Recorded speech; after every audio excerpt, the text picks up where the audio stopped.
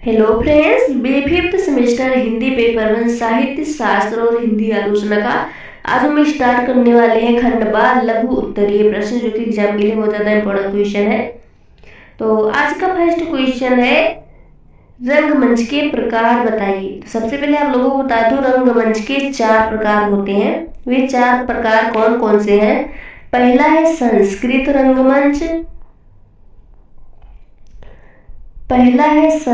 रंगमंच, दूसरा है लोक रंगमंच,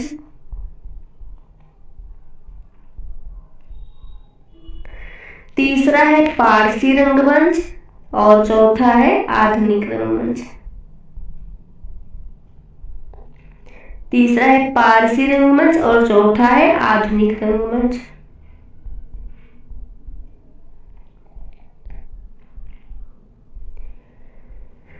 तो फ्रेंड्स, ये है रंगमंच के प्रकार। रंगमंच 4 प्रकार के होते हैं। पहला है संस्कृत रंगमंच, दूसरा है लोक रंगमंच, तीसरा है पारसी रंगमंच और चौथा है आधुनिक रंगमंच। ये जो रंगमंच के 4 प्रकार हैं, इस पर आप लोग ध्यान दीजिएगा।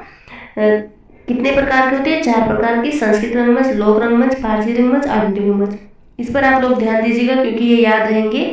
तो जब एग्जाम में क्वेश्चन आएगा तो आप लोगों को आंसर लिखने में आसानी होगी। आप लोग 1-2 पेज तो आसानी से लिख ही सकते हैं। अब आप लोगों को बता दूं, ये जो संस्कृत रंगमंच है, संस्कृत रंगमंच ये नाट्य शास्त्र में वर्णित रंगमंच है। ये क्या है? ये नाट्य शास्त्र में वर्णित रंगमंच है। और जो लोक रंगमंच है, लोक रंगमंच आप लोग बता दूं, लोक रंगमंच 3 पार्टों में विभाजित किया गया है और आधुनिक रंगमंच को अनेक पार्टों में विभाजित किया गया है। इसको 7 पार्टों में, अनेक पार्टों में विभाजित किया गया है। तो आप लोग अभी पढ़ने वाले हैं संस्कृत रंगमंच, उसके बाद लोक रंगमंच। लोक रंगमंच को 3 पार्टों में विभाजित किया गया है। उसके बाद पढ़ेंगे पारसी रंगमंच, उसके बाद आधुनिक रंगमंच। आधुनिक रंगमंच को 7 पार्टों में डिवाइड किया गया है। तो चलिए देखते हैं किस प्रकार से है रंगमंच के प्रकार। भारतीय रंगमंच की अपनी एक महान परंपरा है, जो विविधताओं से भरपूर है। कालक्रम के अनुसार रंगमंच के अग्रलिखित प्रकार हैं। पहला है संस्कृत रंगमंच। संस्कृत रंगमंच अर्थात नाट्य शास्त्र में वर्णित रंगमंच। इस ग्रंथ में रूपक के 10 प्रकार वर्णित हैं। संस्कृत रंगमंच में रूपक के 10 प्रकार वर्णित हैं। वे कौन कौन से हैं? नाटक, प्रकरण, भान, अंक, प्रहसन, वीथी, इहामृत, व्योम, समोकार एवं डिम। संस्कृत रंगमंच अर्थात नाट्यशास्त्र में वर्णित रंगमंच। इस ग्रंथ में रूपक के 10 प्रकार वर्णित हैं। नाटक, प्रकरण, भान, अंक, प्रहसन, वीथी, इहामृत, व्योम, समोकार एवं डिम। कथा वस्तु, नेता व रस के आधार पर इन प्रकारों में भी भिन्नता विद्यमान है। साथ ही इसमें उपरूपकों की भी चर्चा है। संस्कृत रंगमंच की इन प्रकारों का प्रचलन 9वीं शताब्दी में हुआ था। जो संस्कृत रंगमंच के सब प्रकार हैं, नाटक, प्रकरण, भान, अंक, प्रहसन, वीथी, इहामृत, व्योम, समोकार एवं डिम, ये रूपक के जो 10 प्रकार हैं, ये 9वीं शताब्दी में मिलते हैं। 9वीं शताब्दी तक मिलते हैं। और दूसरा है लोक रंगमंच। ये देखते हैं लोक रंगमंच क्या है। लोक रंगमंच संस्कृत रंगमंच के पतन के बाद, जैसे कि आप लोग अभी पढ़ चुके, फर्स्ट पॉइंट संस्कृत रंगमंच था और दूसरा है लोक रंगमंच। संस्कृत रंगमंच के पतन के बाद लोक नाटकों का प्रचलन देखने को मिलता है।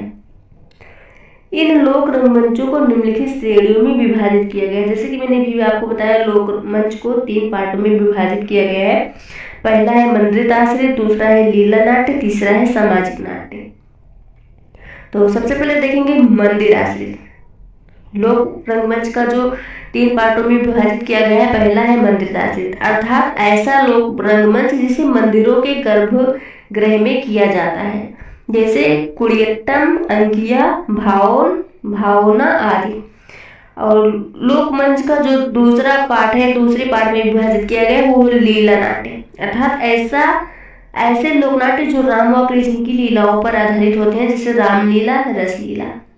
और तीसरा है सामाजिक नाट्य, अर्थात ऐसे लोक नाट्य जिसकी कथा वस्तु सामाजिक होती है, जैसे स्वांग, नौटंकी, नाचना आदि। फिर से एक बात देख लेते हैं, लोक रंगमंच। संस्कृत रंगमंच के पतन के बाद लोक नाटकों का प्रचलन देखने को मिलता है। इन लोक रंगमंचों को निम्नलिखित श्रेणियों में विभाजित किया गया है।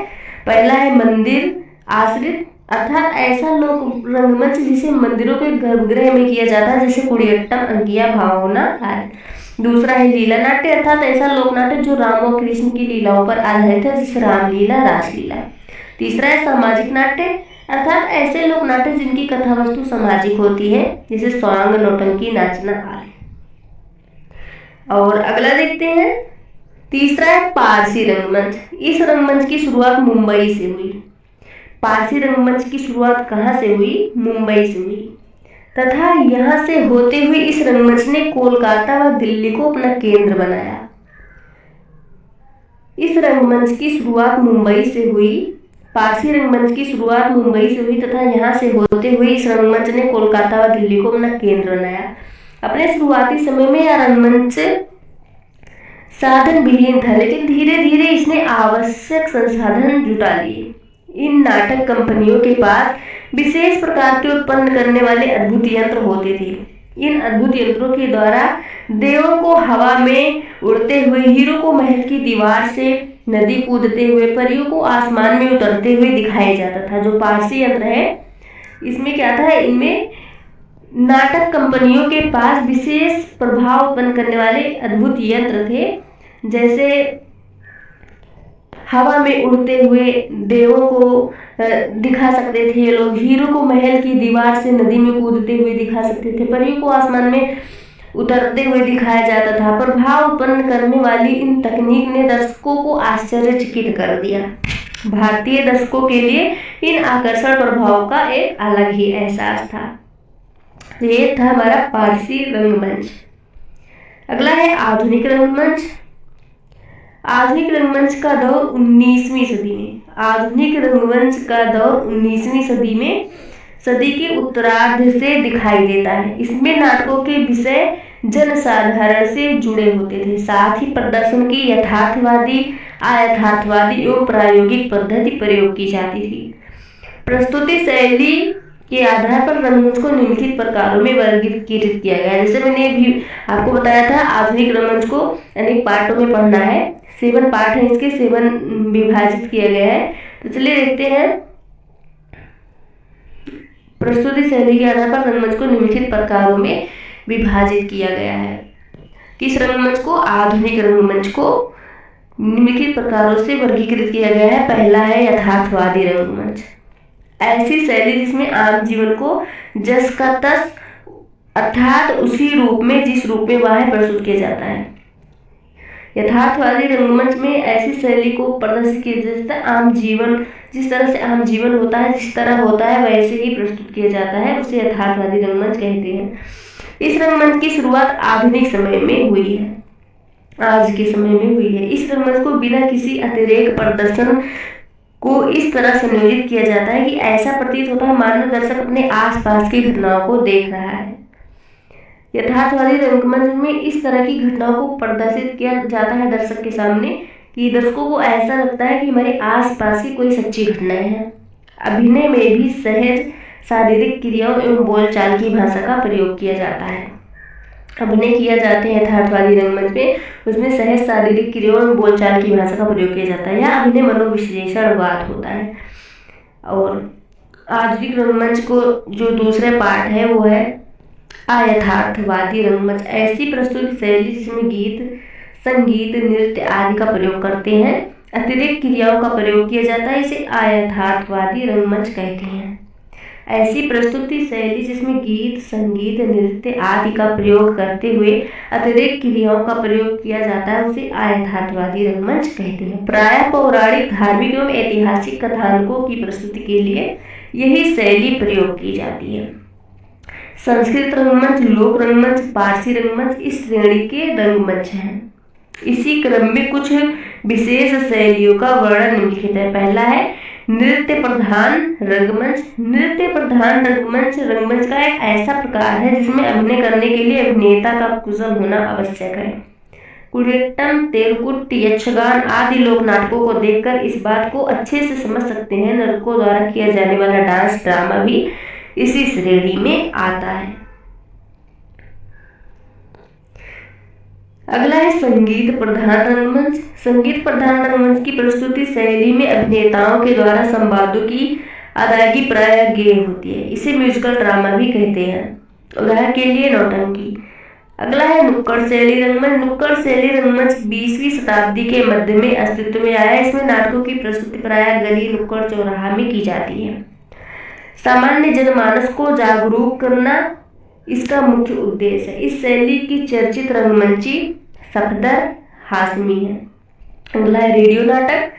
इसमें शारीरिक अभिनय की अपेक्षा वाचिक अभिनय पर भी विशेष बल दिया जाता है। इस शैली में अभिनेता अपने वाचन व पार्श्व संगीत के माध्यम से चरित्रों को श्रोताओं की कल्पना में जीवंत कर देता है। धर्मवीर भारती द्वारा रचित नाटक अंधायुग इसी शैली के लिए लिखा गया है। अगला है मूक नाटक। जिस शैली में अभिनेता वाचन की अपेक्षा शारीरिक क्रियाओं पर विशेष बल देता है। मूक नाटक क्या है? जिस शैली में अभिनेता वाचन की अपेक्षा शारीरिक क्रियाओं पर विशेष बल देता है उसे मूक नाटक या माइम कहते हैं। इसमें संवाद नहीं होते हैं, केवल ध्वनियाँ, संगीत एवं आंगिक अभिनय से कहानी को मंच पर प्रस्तुत किया जाता है।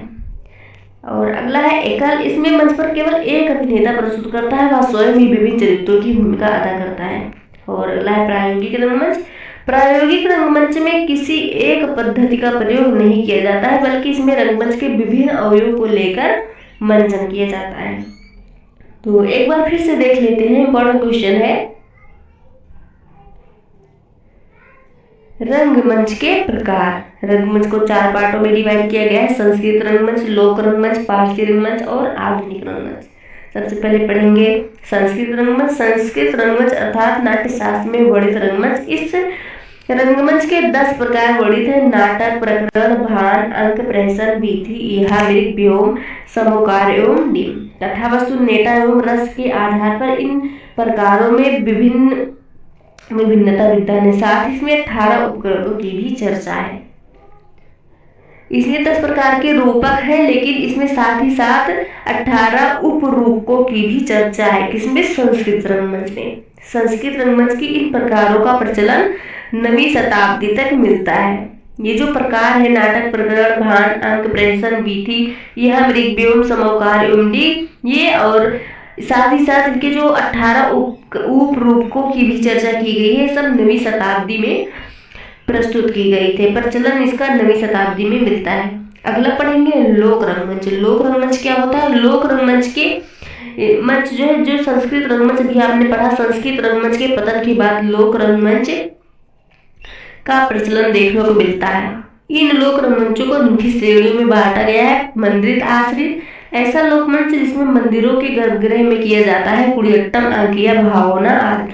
दूसरा है लीला नाट्य शास्त्र, ऐसा लोक नाटक जो राम और कृष्ण लीलाओं पर आधारित होता है, जैसे रामलीला, रासलीला। तीसरा है सामाजिक नाट्य, ऐसे लोक नाट्य जो किसी कथा वस्तु जिनकी कथा वस्तु सामाजिक होती है, जैसे स्वांग, नौटंकी, नाचना। जो नौटंकी होती है ये सब सामाजिक नाट्य के अंतर्गत आती हैं। अब अगला पढ़ेंगे हम लोग पारसी रंगमंच। इस रंगमंच की शुरुआत मुंबई से शुरुआत हुई। यहाँ से होते हुए रंगमंच ने कोलकाता व दिल्ली को अपना केंद्र बनाया। अपने शुरुआती समय में यह रंगमंच साधन विहीन था, लेकिन धीरे धीरे इसने आवश्यक संसाधन जुटा लिए। इन नाटक कंपनियों के पास विशेष प्रभाव उत्पन्न करने वाले अद्भुत यंत्र थे।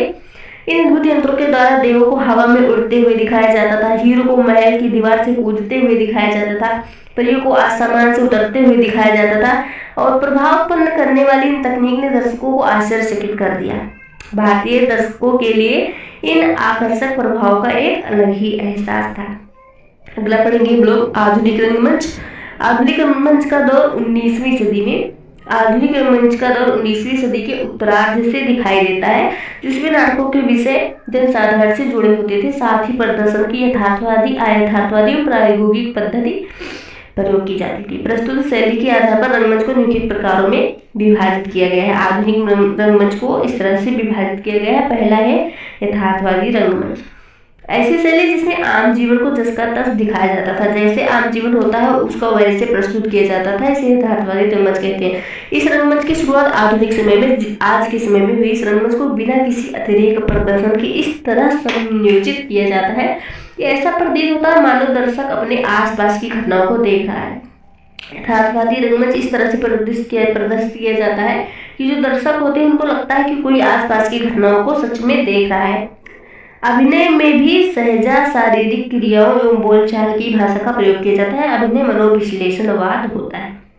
अगला है यथार्थवादी रंगमंच, ऐसी प्रस्तुति शैली जिसमें गीत, संगीत, नृत्य आदि का प्रयोग किया जाता है। यथार्थवादी रंगमंच क्या है?